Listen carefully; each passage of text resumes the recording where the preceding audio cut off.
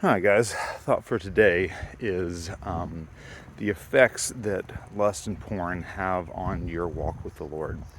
So when you are heavily involved or even lightly involved in pornography, it sets you up with a anti-relational pattern. In other words, everything is whatever you want. You don't have to figure out what you want. You don't have to articulate what you want. You don't have to negotiate what you want with someone else. It's entirely, you go on, you start looking at whatever you're looking at. Halfway through, you don't like it, you just discard it and go find something else. This sets up a pattern in our lives of the way we treat other people, and it really affects our relationship with God. Because we, one, never take the time to actually develop the emotional maturity to say, this is what I need. We just go and scroll until we find something that we, I guess, feel like we like in the moment. But to actually be able to articulate that, we short circuit that. And so most guys, and again, this goes into the discussion on, the living water and the fresh water, they don't know what they want. They just know that that video wasn't it, and the next video wasn't it, and the next video wasn't it, and it wasn't the blonde, and it wasn't the brunette, and then eventually they'll find what they want. But so they never have to sit down and actually think about what it is they actually want. And then, even if they could figure out what they want, they do not have to articulate it in a way that is understandable by someone else. They do not actually have to sit down with a real life woman and say, this is what I want, and this is why I want it. This has massive implications for your dating relationships, marriage relationships, etc.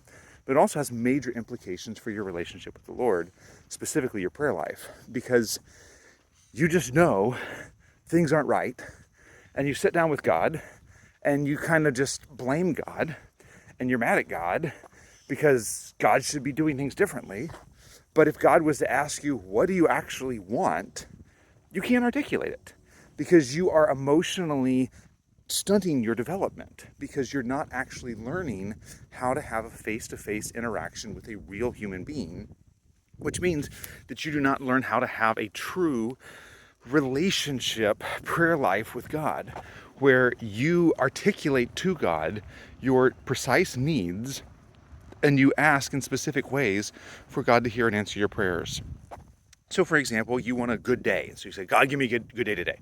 What is a good day? I don't know. I just know when I have it. Well, how on earth can you ask God for that? Like, you need to be able to sit down and think through, okay, this is what I need. This is what I desire. This is what I would like to see. And what happens is porn just completely short circuits that. Now, obviously, this destroys our relationship with real life women and real life human beings, and even with friends. Because when we get bored with the conversation, just click next, because that's what we are accustomed to doing.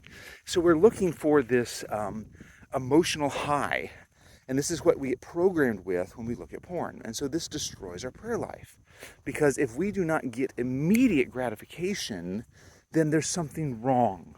And what we've done is we've made our minds in this pattern to where I don't have to articulate what I want. I don't have to figure out what I want.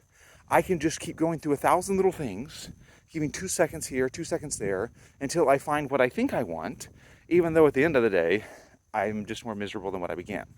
And that's one of the things that happens too, is this begins a pattern of shame that affects our relationship with God.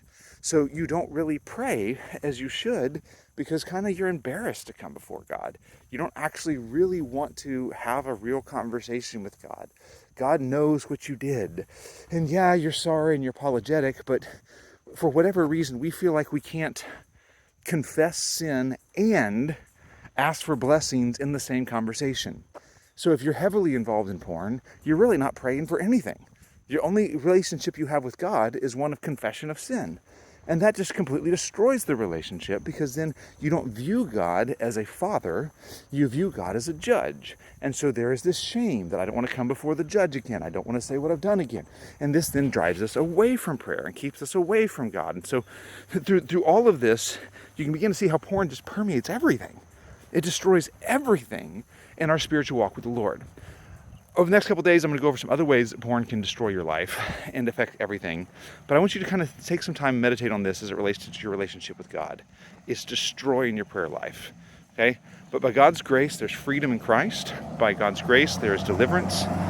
By God's grace, you can be free from this, and you can start enjoying a close walk with God where there you have a normal relationship, a give and a take, an articulation, time spent, where it's not just some transactional where I'm going to go put in what I need to get the feeling I want and then leave and ditch God, but to where you actually learn to walk with Him and abide with Him and have that abiding relationship. All right, guys, hope that helps. Love you guys.